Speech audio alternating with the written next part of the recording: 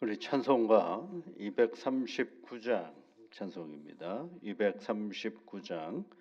좁에는 본향집 날마다 가까워 내 갈 길 멀지 않으니 전보다 가깝다. 239장 찬송입니다. 좁에는 본향집 날마다 가까워 내 갈 길 멀지 않으니 전보다 가깝다. 더 가깝고 더 가깝다. 하루길 되는 내 본향 가까운 곳일세. 내 주의 집에는 거할 곳 많도다. 그 보좌 있는 곳으로 가깝게 갑니다. 더 가깝고 더 가깝다. 하루길 되는 내 본향 가까운 곳일세. 내 생명 끝날에 십자가 벗고서 나 멸류관을 쓸 때가 가깝게 되었네. 더 가깝고 더 가깝다. 하루길 되는 내 본향 가까운 곳일세. 내 삶의 끝날을 분명히 모르니 내 주여 길 다가도록 늘 함께 하소서. 더 가깝고 더 가깝다. 하루길 되는 내 본향 가까운 곳일세.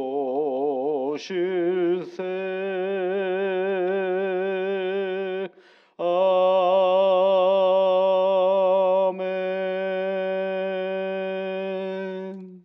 하나님 아버지, 오늘도 우리에게 새날을 주셔서 감사를 드립니다. 눈을 떠 살아갈 이 신앙의 새로운 길은 하나님 앞에 한 걸음 더 가까이 가는 길인 것을 잊지 않고, 오늘도 내게 주어진 모든 삶의 여건들 속에 나를 도우시고 이끄시는 하나님의 섭리와 그 은혜를 보며 한 걸음 한 걸음 주님에게로 더 가까이 가는 이 오늘이 되어지게 하셔서 이 하루가 다 지났을 때에 후회가 아니라 하나님이 주신 은혜로 감사하며 하루를 마감하게 하여 주시옵소서. 거룩하신 아버지 하나님, 이 믿음의 길을 걸어가면서 우리에게 몸을 허락하여 주셨습니다. 이 몸을 한 주님의 그 사랑과 은혜 속에 건강하게 잘 관리하고 그리고 지탱해 갈 수 있는 은혜를 저희들에게 허락하여 주시옵소서. 더럽고 추한 생각과 욕망으로 내 몸을 피곤케 하는 일이 없게 하여 주시고 쉬어야 할 때 충분한 쉼을 통하여 우리의 몸이 여유로워지게 하여 주시옵소서. 매일매일 살아가는 삶의 현장은 긴장과 때로는 두려움과 염려가 우리에게 찾아옵니다. 오늘을 어떻게 살아낼 것이며 앞으로 우리가 어떻게 살 것인가, 그런 애매하고 불분명한 근심으로 인하여 나를 힘들게 하는 일이 되지 않게 하시고 오늘 내 앞에 있는 일들, 그것을 성실히 잘 감당하여 한 걸음 한 걸음 이 공고한 시간들 속에 우리를 도우시는 하나님과 동행하며 살아갈 수 있도록 우리 몸을 늘 지켜 인도하여 주시고 분별의 은혜와 절제의 은혜를 통하여서 하나님 내 몸을 하나님의 영화롭게 하는 복된 신앙의 처소가 되어 줄 수 있도록 우리 몸을 늘 지켜 인도하여 주시옵소서. 거룩하신 아버지 하나님, 하나님의 말씀으로 내 몸을 건삭케 하시고 하나님께 기도함으로 내 몸이 건강케 하여 주시사 한 걸음 한 걸음 이 믿음의 길 속에 지치지 아니하도록 도와주시옵기를 간절히 비옵고 원합니다.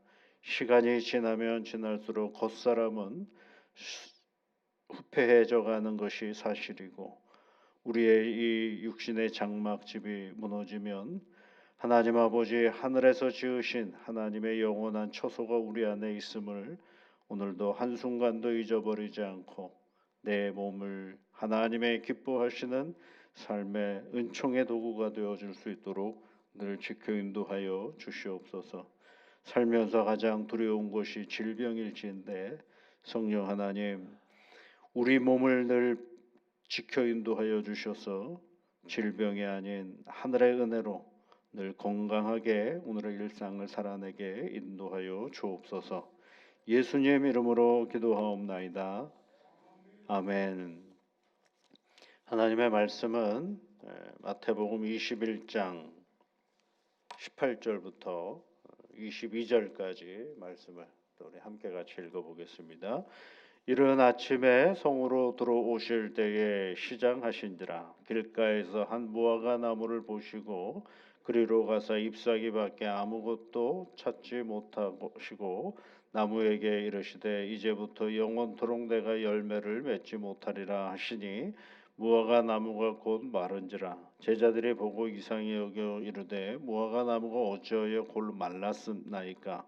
예수께서 이르시되 대답하여 이르시되 내가 진실로 진실로 너희에게 이르노니 만일 너희가 믿음이 있고 의심하지 아니하면 이 무화과 나무에게 된 이런 일만 할 뿐 아니라 이 산더러 들려 바다에 던져지라 하여도 될 것이요 너희가 기도할 때 무엇이든지 믿고 구하는 것은 다 받으리라 하시니라.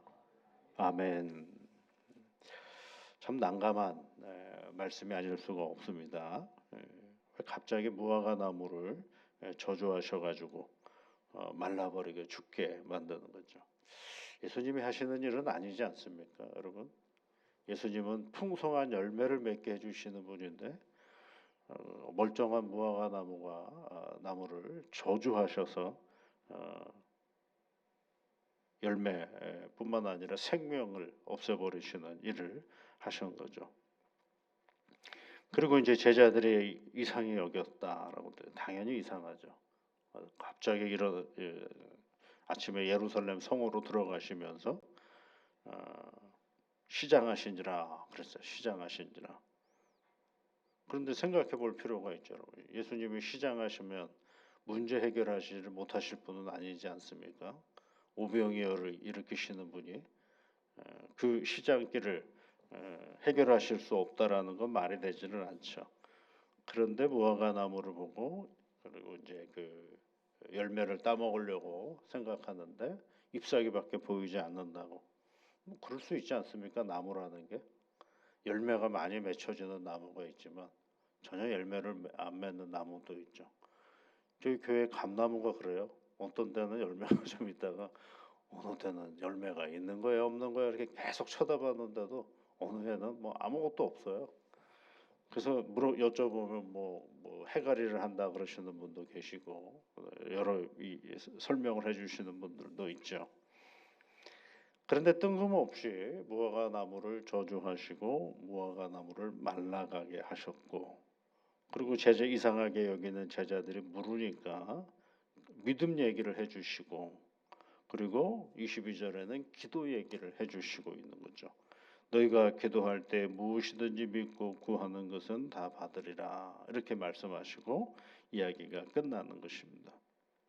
제가 늘 성경을 읽으시다가 말씀을 들을 때 이건 뭐 갑자기 왜 이런 얘기가 나오나, 왜 이런 행위가 나오나라고 할 때는 성경의 가장 일반적인 이야기들을 먼저 생각해 볼 필요가 있다라고 말씀을 드리죠. 맥락이 전혀 없지 않습니까? 이럴 때. 그렇죠? 이거 왜 갑자기 이런 일을 하시나라고 할 때는 그냥 이거는 예수님이 이상한 짓을 하신 거야라고 생각하기보다는 의도가 있고 계획이 있는 그런 말씀이죠. 그런 것들을 통해서 예수님이 말씀해 주시려고 하신다라는 것들을 우리가 생각해 볼 수 있어요. 성경에는 이런 것을 뭐라고 얘기하냐면 예언자적인 상상력이라고 얘기를 해요. 일반적으로 예언자적인 상상력. 왜냐하면 예언자들에게 하나님께서 말씀하시는 것들이 있어요. 예언자들은 뭐 하는 사람이에요? 하나님의 말씀을 전하는 사람들이죠. 그런데 말로 하나님의 말씀을 전하기도 하지만 때로는 어떤 행위를 통해서 그네들로 하여금 궁금하게 하게 하고 알아듣게 하는 방법이 있죠. 이사야 같은 경우는 그런 장면이 있어요. 이사야에게 너 내 신을 벗고 다녀라, 내 의복을 벗고 다니라. 그래서 3년 동안 신도 안 씻고 옷 벗고 돌아다니라고 얘기를 합니다. 3년 동안. 그 사람들이 저 미친 사람 아니야? 왜 옷을 벗고 돌아다녀? 라고 얘기를 할 수밖에 없는 그런 상황이죠. 그러면 왜 그렇게 얘기를 하셨느냐 하면 당시에 이스라엘이 하나님을 의지하지 않고 당시에 강대국이었던 애굽하고 그리고 구스를 의지하는 그런 결정을 하게 돼요, 왕들이.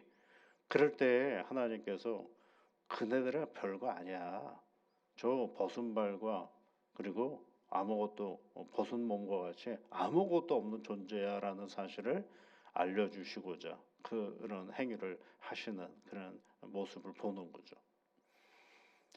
또 이사야만 그런 게 아니라 예레미야도 앞부분에 가보면 예레미야에게 어느 날 하나님께서 야, 너 허리띠 하나 가져와라, 이렇게 얘기를 하시고 그 허리띠를 물가에 있는 어떤 물가 옆에 있는 어떤 토굴에다가 그 허리띠를 놔둬라라고 얘기를 합니다.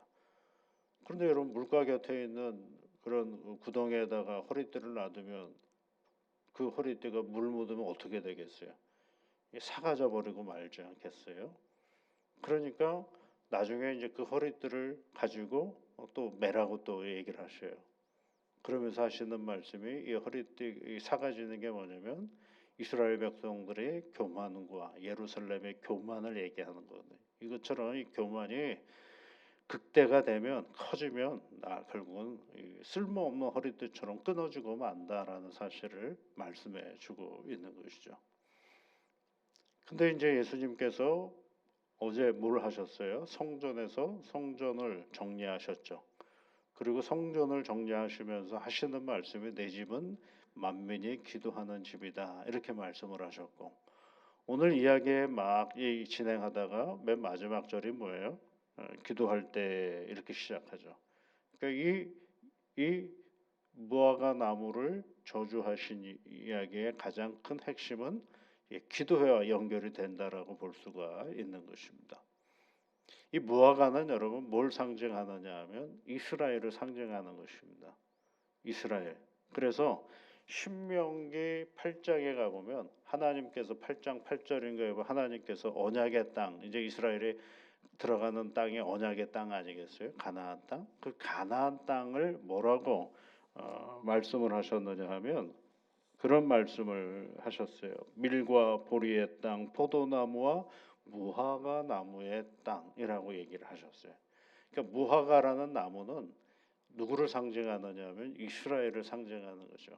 이스라엘 땅에 가장 많은 일반적인 나무가 바로 이 무화과거든요.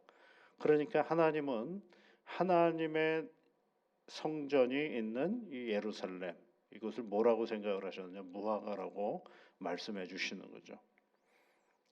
그런데 그 무화과가 에 있는 하나님의 성전이 뭐가 있어요? 뭐 제사는 엄청 잘 드리고 뭐 거들먹거리는 제사장들도 있고 대제사장들도 있지만 그것이 전부가 아니다라는 거죠. 진정한 열매가 있어야 한다라는 것을 말해주고 있는 거죠. 그런 진정한 열매가 없으면 무화 같다라는 거예요. 메말라 버리는 무화과 나무와 같다라는 것을 얘기해 주고 있는 것입니다. 그러면 하나님의 성전 안에서의 진정한 열매는 뭐냐?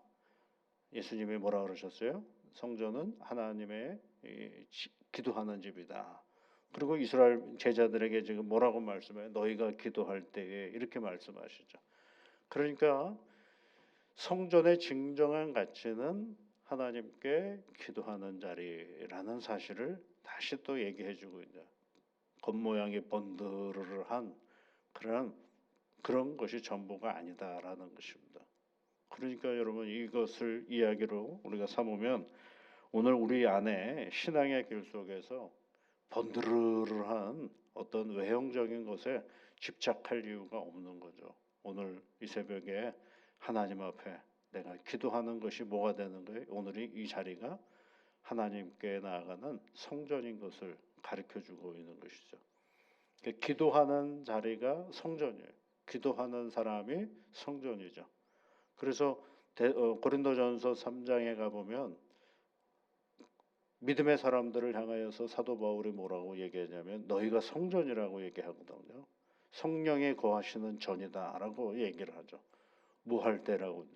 여러분 예수님의 말씀과 사도 바울의 말을 함께 연결해 보면 기도하는 내가 뭐가 되는 거예요? 성전입니다. 여러분이 어디서 기도하든 여러분이 기도하는 그 시간 거기가 뭐가 되는 거예요? 성전이 되는 거죠. 가정에서 기도하고 있으면 가정이 여러분의 성전이 되는 것이고 직장에서 하루를 시작하면서 기도하기 시작하면 거기가 뭐가 되는 거예요? 하나님의 성전이 되는 것이고 이 새벽에 이렇게 와서 기도하는 것은 뭐가 되는 거예요? 여기는 성전이 되는 거죠. 그래서 여러분 성전은 건물이 아닙니다. 성전은 어떤 시설이 아닙니다. 그 성전 안에 그곳에 하나님께 기도하는 사람들이 있고 예배드리는 사람이 있을 때 비로소 거기가 뭐가 되는 거예요? 성전이 되는 거죠. 그래서 오늘도 여러분 우리가 기도함으로 말미암아 우리가 있는 자리를 뭐로 바꿔 가시면 좋겠어요? 성전으로 바꿔 가시면 참 좋겠습니다. 오늘도 여러분이 계신 곳이 하나님께 나아가는 귀한 성전이 되기를 소망하며 나아가는 그런 새 하루가 되실 수 있기를 바랍니다. 우리 같이 기도하겠습니다. 하늘에 계신 우리 아버지, 아버지의 이름을 거룩하게 하시며 아버지의 나라가 오게 하시며 아버지의 뜻이 하늘에서와 같이 땅에서도 이루어지게 하소서. 오늘 우리에게 일용할 양식을 주시고 우리가 우리에게 잘못한 사람을 용서하여 준 것 같이 우리 죄를 용서하여 주시고 우리를 시험에 빠지지 않게 하시고 악에서 구하소서. 나라와 권능과 영광이 영원히 아버지의 것입니다. 아멘.